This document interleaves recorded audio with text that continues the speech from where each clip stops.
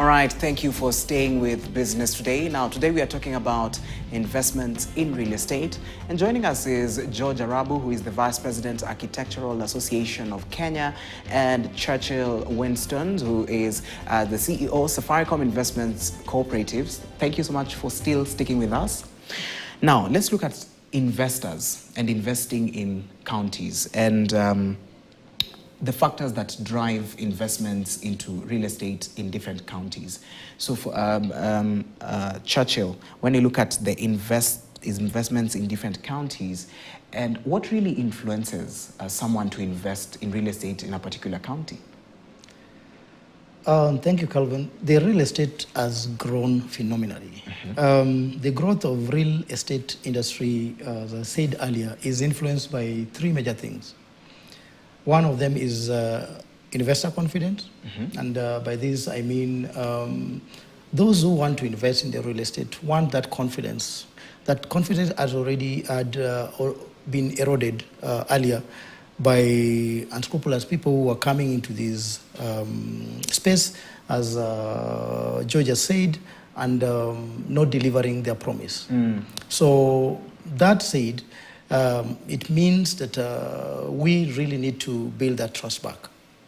Number two, funding, what we call capital. If we have capital and funding, and more so to the real estate, then it makes the turnaround time of delivering, if it is a project, quicker. That is what clients want to have, a quick turnaround time. The promise that you give them, you deliver. So this all is affected by capital. If you are really heavily loaded in terms of having funds. Then the third one is having a robust team of business development. I'll say in an organization, if you have a good business development team that is well-trained to take clients through products knowledge, to help them make decisions, to help the client buy wisely, then it becomes easy for someone to make a decision.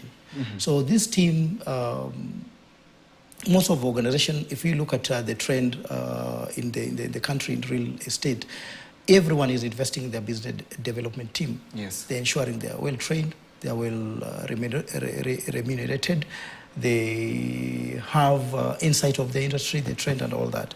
So with that, then you see a lot of real estate companies now going to the counties, wanting to have the cake on that pie in the counties. So that is what we're going to see a lot of that happening. We started happening, and yes, it's going to guide how real estate industry moving forward. Okay. How it will, yes. All right, George. Now, moving into real estate, into the different counties, is it a brilliant thing to do? Is it well informed, especially when now someone is moving into different counties in order to invest there in real estate? Yeah, absolutely. In fact, the whole spirit of devolution is about creating more opportunities for Kenyans. For a long time, we've always seen Nairobi as where everything is happening. And it's also a risk, because what happens if there is a major disaster in Nairobi, you can actually shut down the economy of this country. The idea of devolution has not been harnessed fully.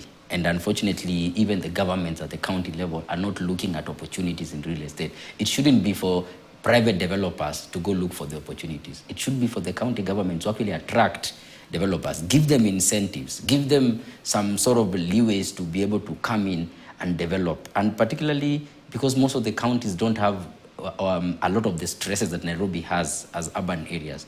It's open, it's like a tabula rasa for development.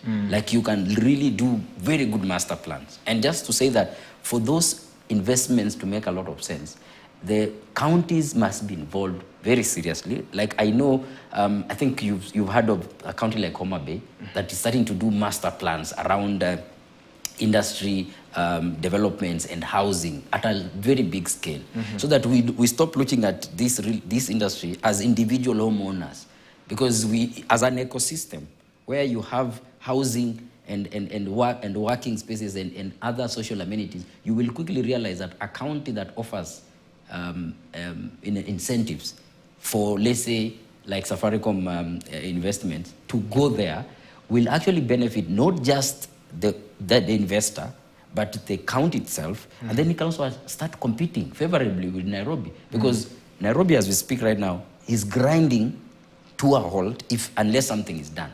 So if these other counties don't see the opportunity to jump in and say, you know what, next year we can host a big conference. It doesn't have to happen in Nairobi. If a big conference is coming to Kenya, Kisumu can host it. Why? Because they'll say we have no traffic, we have good house, we have fresh air, and we have all these things. But these are something that it's a collective opportunity that the county must harness and attract investments, both local and international. All right. Very well explained. And now, let's also move on to a different issue, especially just recently, of course, the flooding that happened, and then we had buildings collapsing, cracks. I think last week there were tenants who were being forced out of a house just in Nairobi here. So when you look at such happenings, especially after a disaster has happened, like flooding, the way there was rain for almost 3 weeks, now into 4 weeks or 5 weeks continuously, when you look at such effects on the real estate sector, what does that inform us as individuals and also as citizens of a country? What is this industry at the right? Is it being run at the right pace, or there are things that need to be done in this particular industry? First of all, Churchill, let me start with you. What do you think? Thank you, Kelvin. If you look at the real estate industry, as George had said, initially we had people who were not regulated, people who were coming with no experience, and they were posing as people who will manage this industry. But now with a lot of regulators coming in this industry, it is opening avenues for things to be done in a proper way. For the clients, I know it's been sad for our country, for people to lose their homes, to be affected the way we've seen them affected. So what we advise the client is that before you venture into any business, like purchasing a house, purchasing a land, you do a lot of due diligence. Ensure that you are taken through, ask tough questions, and over and above that, also try to see how you work with a reputable organization, organization that is really known to prosper and excel in real estate industry. Because with that, you'll find that they have a good team that can advise you if you are seeking for advice, can direct you and can help you make a quick decision. So it's a sad state to see what happened, but with good governance, with good regulation that now been put, I think this is going to be fixed for going forward, and it will encourage so many people to come out and now start investing. And we've seen a lot of inquiry. We've seen a lot of people wanting to be involved in real estate, and that alone tells you there's a big and a very big market opportunity. Okay. Yes. George, now, because what I'm picking from Winston's is there needs to be awareness, especially when it comes to how a building is, the safety of a building, the building that you live in or the apartment that you live in, the house. Is it safe, especially when it comes to this climate change disasters? Because going forward, you know, when you live, you're comfortable, you don't usually look at the different things. And for Architectural Association of Kenya, are there ways in which you are making sure that at least people have an idea of the way a building needs to look and what are the different things that buildings need to have in order for them to be safe? One, for the issue of pacing, I mean, I think we have a lot of opportunity. We are not moving fast enough. That's why we have deficit, for example, of the number of housing that is required. At the Architectural Association, which is an umbrella body of 8 different professions, we are not just architects, we're also engineers, quantity surveyors, environmental design consultants, landscape architects, interior designers, construction project managers, town planners. We have an annual campaign we call Jeuna Mjengo, which is a clinic that ideally the target is the public as the consumers and developers on how to use professionalism or the value of professionalism, because it is very difficult for a lay person, even for me as a professional, to determine that this building is safe, especially by just looking at it. So the question is, how do you determine, and you are asking me a question, how do people know that this building is safe? So as part of the Jeuna Mjengo, we have an offshoot campaign called Mulika Mjengo, which we started last year, because over and above the idea of advising people to use professionals right from the beginning, we are also insisting that now that they are existing buildings, there are some which are not well constructed. So the Mulika Mjengo is a campaign to ask people to identify, or at least to just share what they think. It doesn't have to be right, just sharing what they think is an issue. Now, one of the ways to look at something and certify it, even on even a car, for example, you will need some paperwork, isn't it? If for a building, you need to ask for some basic thing. Is this building approved by the county? Where is the approval document? Okay, was this building designed by architects? Okay, can I have the original plans that were laid out? Something as simple, for example, if you want to do electrical renovations in your house, how many people ever ask for the layout from the electrical, where the pipes are passing? What happens? Someone comes and starts breaking all the walls. Yes. They end up spending a lot of money because they have no clue. But a house, just the same way you have a car or something that you need to understand, even for you, a medical record. A doctor will ask you, you have a medical record, they will look at your record and be able to advise on whether you should take something or another. Now, the only way you can have those is if you do it professionally right from the beginning, because there is a procedure, and that procedure is maybe the sure bet. And it might not be 100%, but it's a good start.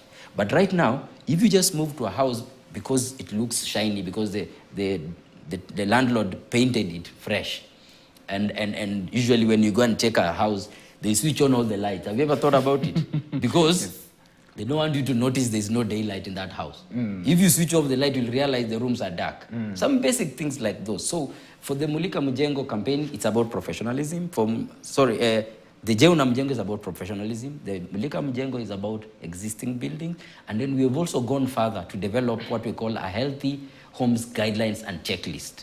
This is a document we developed with the Habitat for Humanity International and Kenya for people to basically do a checklist. Like, I could literally go to a house and there's some pillars we've given there. Things like daylight, for example, cross ventilation, that is fresh air coming through. Things like, what kind of paint? Is that paint lead-free? Because it looks fresh and nice, but lead in paint is actually dangerous, particularly to children. Things like thermal comfort. Do I need to open all the doors, or do I need to install AC for me to use my house? So all these items that we are saying that you need to look at are not easy and they are complicated, but they will be easier if you have confidence that right from the beginning, professionals were involved, and they are culpable, by the way. But if there are no professionals, if it was a self-build, then it means you are on your own, because even the developer themselves, they probably sold you the house and went on holiday. Okay. So you are on your own. Yeah. All right, George, thank you for that. And Winston's, he's pointed out very, very simple but very important things, especially when you're looking for a house. And someone might be watching at home and asking, okay, the house I'm living in, did I really follow these things? Do you think we usually have time to even sit down or to even ask about these things, or we just want to get into a house? And the way he said, the shining is the one that really gives you and says, this is a good house. What do you think about it, and what do you think Kenyans need to now start looking at very important? Kenyans are a sharp people. what needs to be there is awareness, a lot of awareness. And from the awareness, then it will make Kenyans now start asking questions as they do their due diligence. And that is, I think, what has been lacking. So with real estate companies starting to have awareness, training, venturing into new, different projects, and enlightening the public, it makes that awareness reach the public. And once that has been done, it becomes easy for anyone to make a decision. So I agree with him. You know, when you want to buy a house, people get excited. Everyone get excited. You want to, more so if it's your first home, you want to get excited. You want to see how quickly I will get into the house, take photos, post them, and tell guys and your friends that now I own a house and all that, without remembering all these things that Georgia said, which are very key. Later on, you come and find out that you did not deal with a professional. You did not do your due diligence. The awareness, you didn't take it seriously to help you ask questions. So you only realize this when it's late, and that is really costly. So I will urge anybody who wants to go for a home, a land investment, that one, there's a lot of information out there, a lot. There are reputable organizations that you can work with out there. So ensure that you are well informed. From there, do your own due diligence. Ask people who already own homes, who own homes already. They will guide you, they will tell you, they'll give you referrals, and then from there, you'll at least have some idea of what you want and how you want your house to be, and the kind of investment that you have. Because once you get a home, Kelvin, that is a long-term investment. This is not just something that you get today and tomorrow you brush it aside. This is an investment that involves a lot of chipping in terms of money, in terms of your time and all that. So you really need to get it correct first time. Okay. Yes. Thank you so much, Wilson, for that. And George, give us your last sentiments, even as we conclude. So I think for me, I would urge that one, we need to look at this scheme, the idea of investments. To be safe, we are better off in numbers. So at the association, we are currently having a lot of discussions with CARA, for example, the Alliance for Residents, on the issues of local area plans. Because the idea of building your own home with a perimeter wall around it and a nice garden does not validate the quality of the home.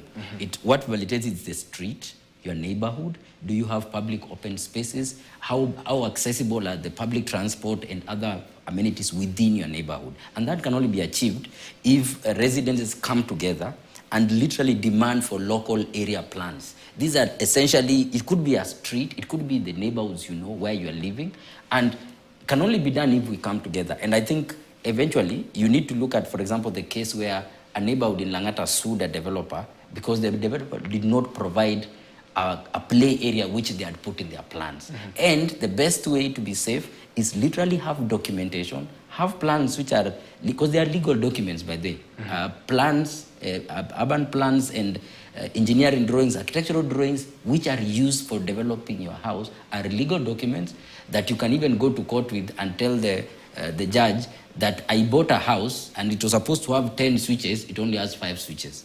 Because with those is the only sure bet you've got that at least what you have is a good house and it is, you know, planned, it's future-proofed. Okay. Yeah. All right, thank you so much. George Arabu there, who's the Vice President, Architectural Association of Kenya, and Winston Churchill, who is the CEO of Safaricom Investments Cooperative, just speaking to us about investments in real estate, the small things that we usually overlook when we are looking for a house and also even land for construction. All right, we've come to the end of this particular conversation and this edition of Business Today.